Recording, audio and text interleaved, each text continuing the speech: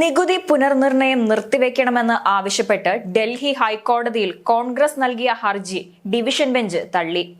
2014 മുതൽ 2017 വരെയുള്ള സാമ്പത്തിക വർഷത്തെ നികുതി പുനർനിർണയ നടപടിയെയാണ് കോൺഗ്രസ് ചോദ്യം ചെയ്തത്. എന്നാൽ ആദായ നികുതി വകുപ്പിന്റെ നടപടി ശരിവെച്ച് കോടതി കോൺഗ്രസിന്റെ ഹർജി തള്ളുകയായിരുന്നു.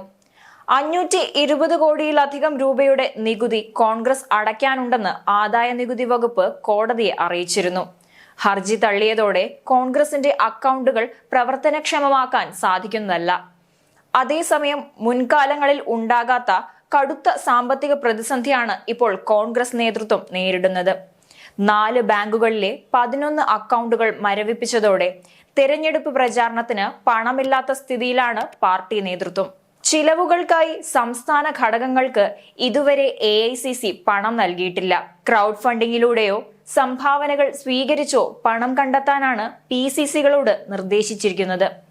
സ്വന്തം നിലയ്ക്ക് സ്ഥാനാർത്ഥികളും പണം കണ്ടെത്താൻ ശ്രമം നടത്തണമെന്നും നിർദ്ദേശിച്ചിരുന്നു. പ്രതിസന്ധി തുടർന്നാൽ യാത്രാ ചെലവടക്കം ബാധ്യതയാകും. അതിനാൽ പ്രധാന നേതാക്കൾക്ക് പഴയതുപോലെ സംസ്ഥാനങ്ങളിൽ പ്രചാരണം നടത്താൻ ആകില്ല.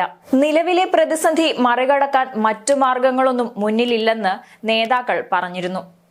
മോദി ഭരണം തുടരുമെന്ന പ്രചാരണം നിലനിൽക്കുമ്പോൾ കോൺഗ്രസിന് സംഭാവന നൽകുന്നവരുടെ എണ്ണവും കുറഞ്ഞു. കോൺഗ്രസ് ഭരിക്കുന്ന സംസ്ഥാനങ്ങളിൽ നിന്ന് ഇത്രയും ഭാരിച്ച ചിലവുകൾക്ക് പണം കണ്ടെത്തുന്നതും പ്രതിസന്ധിയാണ്. ആദായ നികുതി വകുപ്പിന്റെ നടപടിക്കെതിരെ ഡൽഹി ഹൈക്കോടതി സമീപിച്ചെങ്കിലും കോൺഗ്രസിന്റെ ഹർജി തള്ളിയിരുന്നു.